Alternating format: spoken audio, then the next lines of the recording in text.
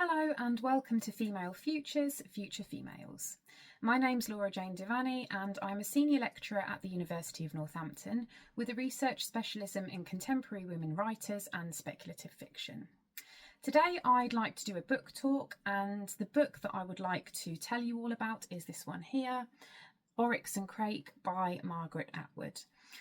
The reason that I've chosen this book to start the series of book talks is because I feel that it was this novel here that really sparked my current research interest in contemporary speculative fiction.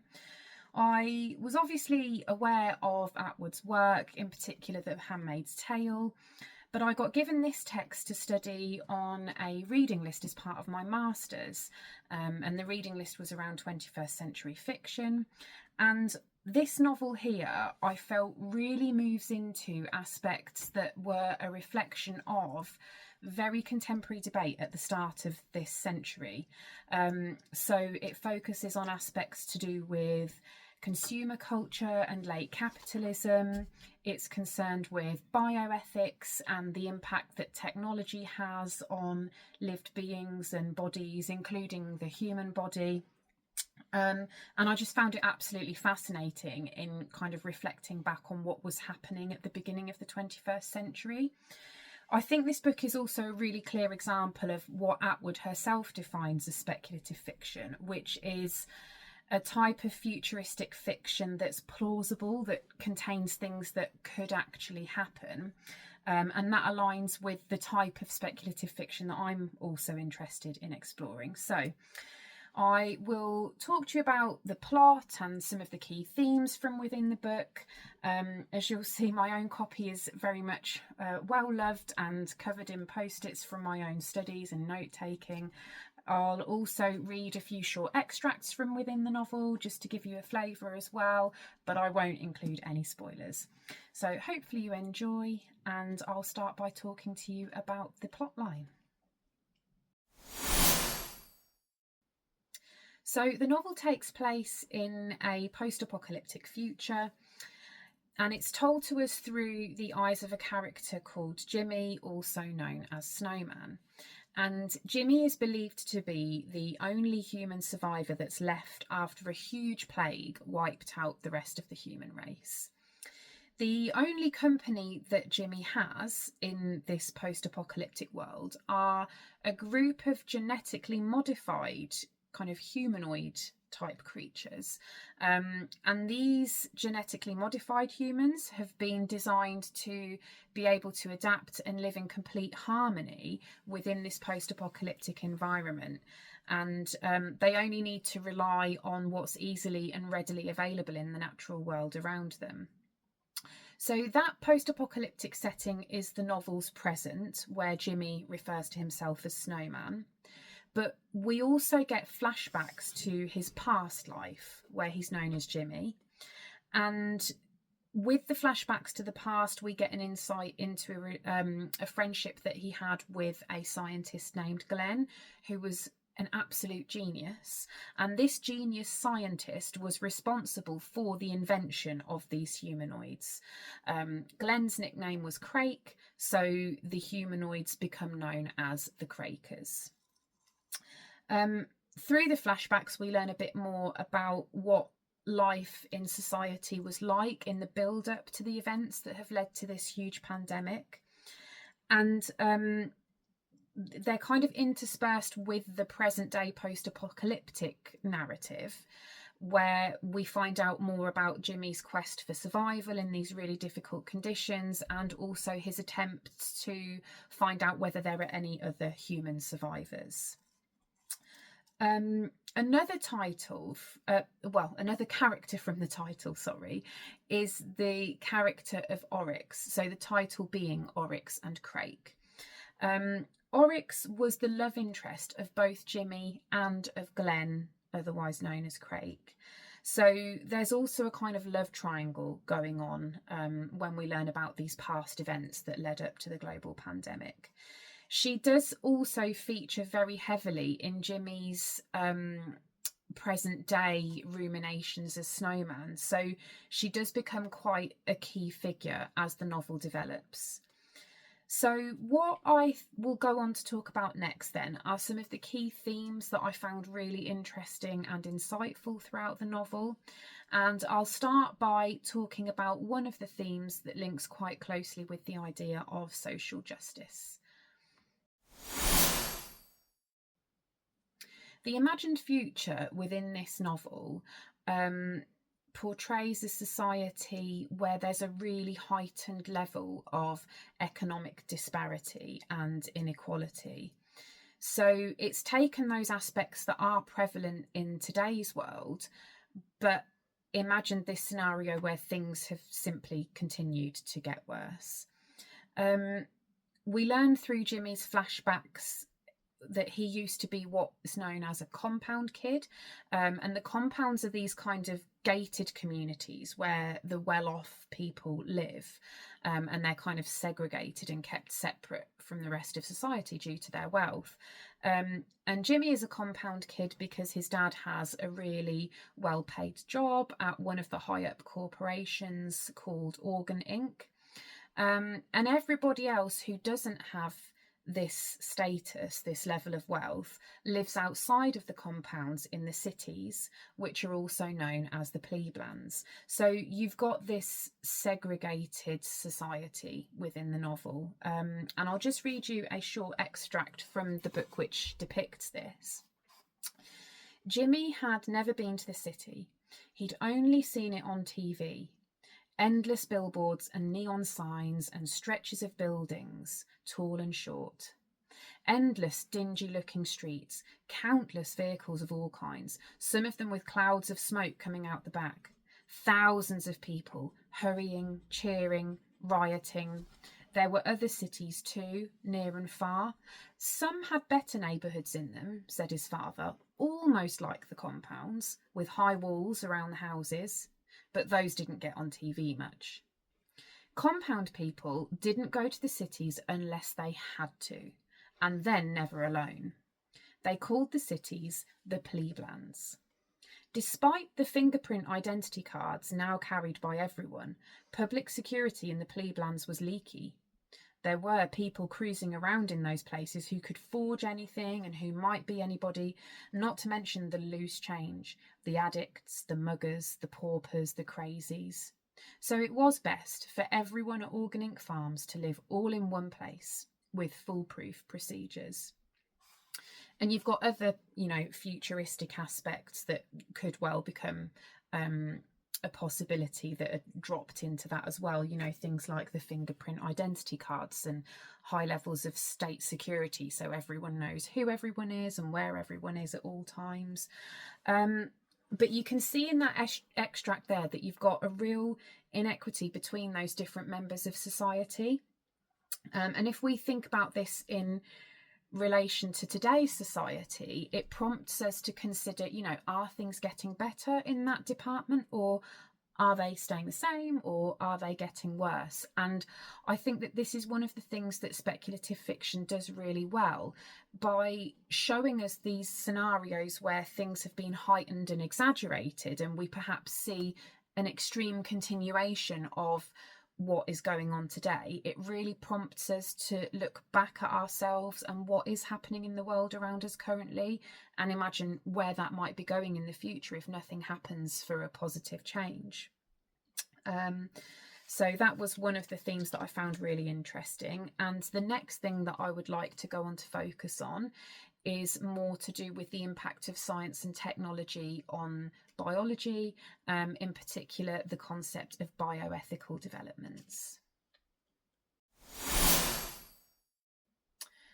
I think the idea of bioengineering is a key theme within this novel, and the way in which Atwood portrays it is actually quite disturbing.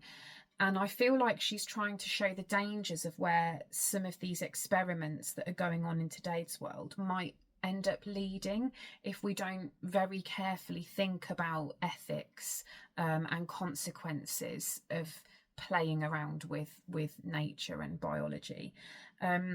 So in some of Jimmy's flashbacks, it becomes apparent that experimentation with splicing together of animal DNA to create these hybrid forms is quite commonplace.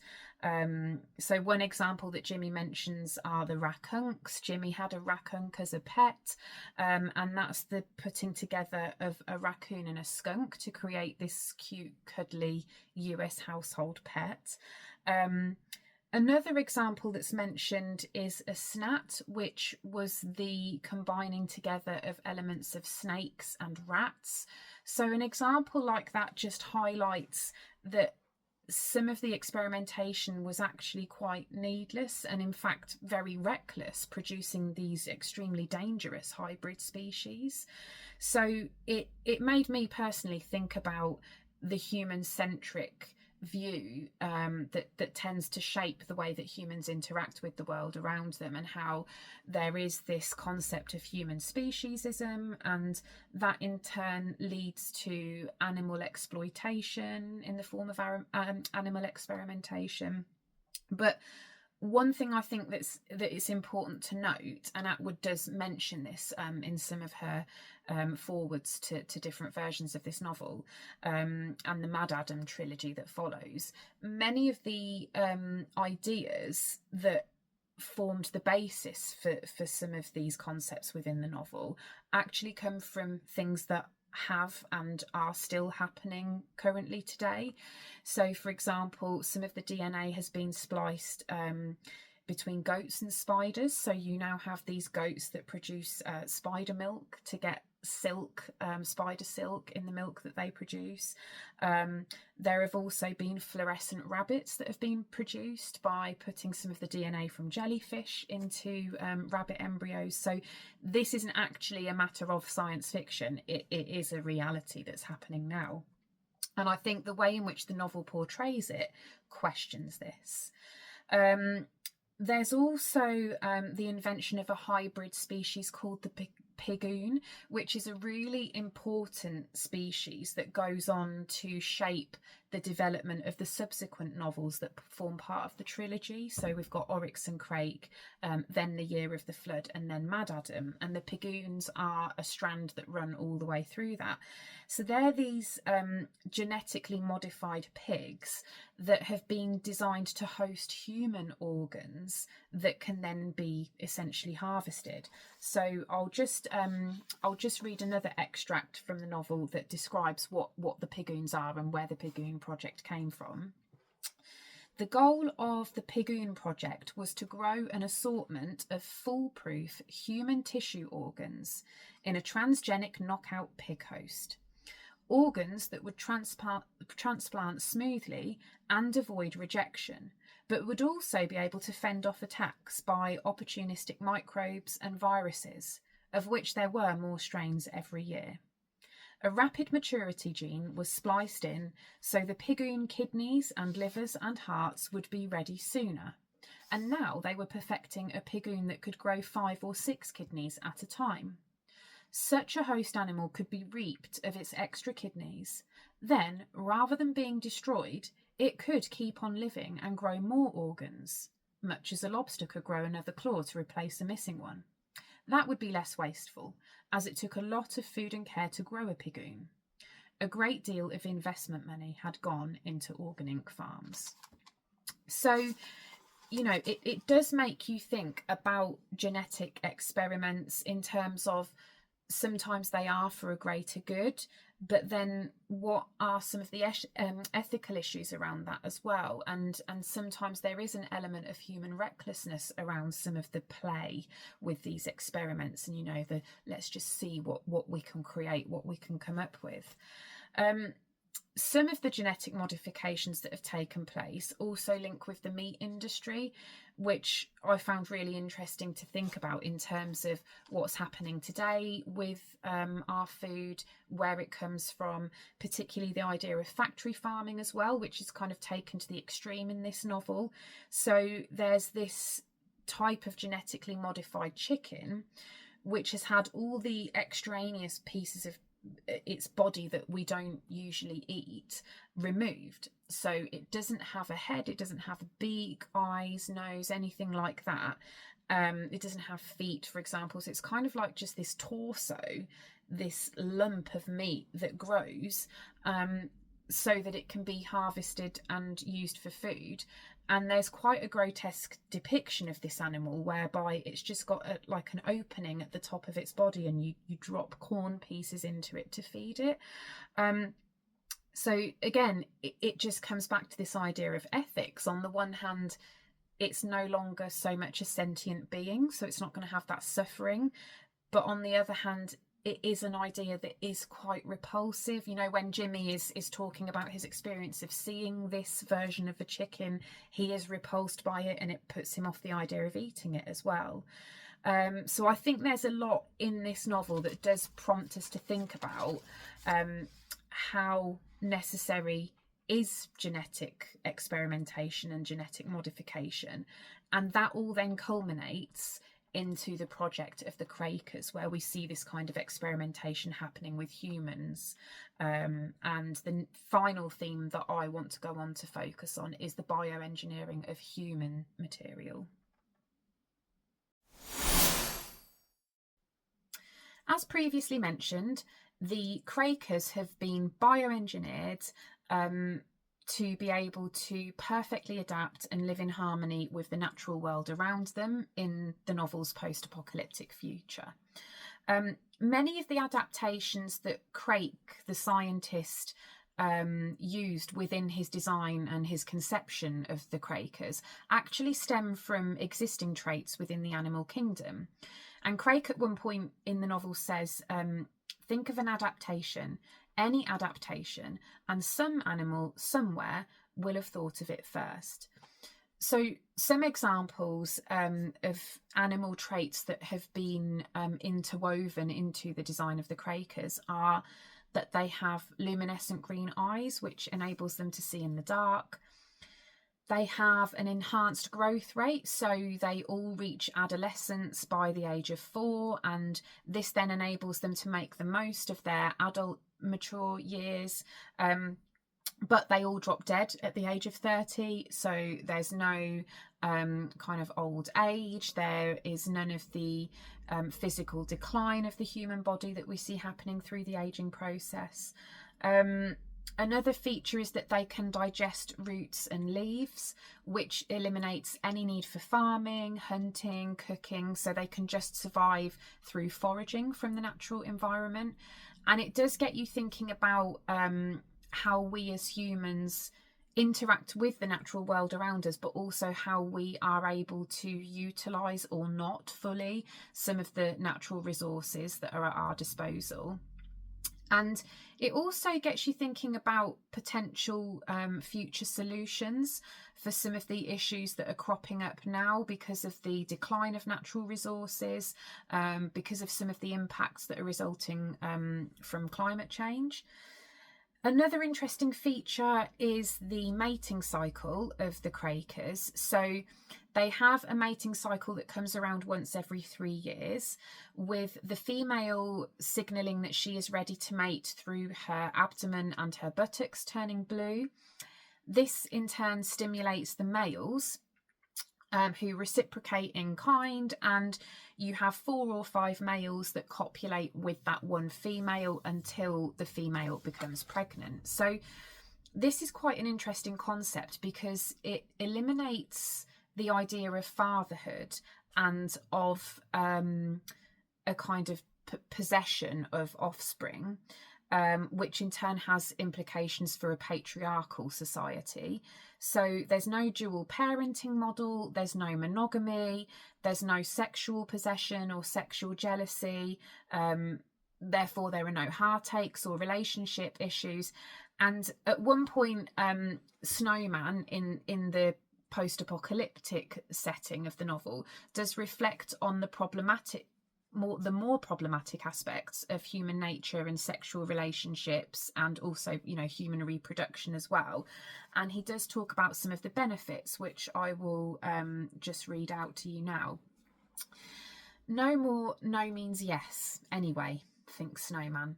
No more prostitution, no sexual abuse of children, no haggling over the price, no pimps, no sex slaves. No more rape. And then he talks about the mating process and says, the 5 of them will roister for hours, 3 of the men standing guard and doing the singing and shouting, while the 4th one copulates, turn and turn about. Crake has equipped these women with ultra-strong vulvas, extra skin layers, extra muscles, so that they can sustain these marathons. It no longer matters who the father of the inevitable child may be, since there's no more property to inherit, no more father-son loyalty required for war. Sex is no longer a mysterious rite, viewed with ambivalence or downright loathing, conducted in the dark and inspiring suicides and murders. Now it's more like an athletic demonstration, a free-spirited romp. Maybe Crake was right, thinks Snowman. So there are benefits to it, but within the design of the Crakers, something to think about alongside the benefits of the way in which their sexual relations work is also the fact that they've been designed to adhere to societal, stereotypical societal ideals of beauty standards. And at one point, Snowman, aka Jimmy, gives a description of the appearance of the female Crakers, and it makes you reflect on some of the pressures that are put on women in today's society when it comes to adhering to stereotypical beauty norms. So at one point he says, every time the women appear, Snowman is astonished all over again. They're every known colour from deepest black to whitest white. Their various heights, but each one of them is admirably proportioned. Each is sound of tooth, smooth of skin. No ripples of fat around their waists, no bulges, no dimpled orange-skinned cellulite on their thighs, no body hair, no bushiness. They look like retouched fashion photos or ads for a high-priced workout program. So, as well as embodying this natural harmony, all of the Crakers also embody this impossible level of physical perfection. So all of those kind of unsatisfying and heartbreaking elements of the human condition have been alleviated. Jimmy finds this very unsettling, though, and actually, if anything, it makes him less attracted to the physical appearance of the Crakers rather than more so. And it's because they're so perfect, the way that they have been, they're so designed, they're so manufactured. And for Jimmy, it becomes apparent that actually what he finds attractive and what he's looking for now that he's the sole human survivor, it's actually those human imperfections, and the way in which humans aren't designed to be perfect.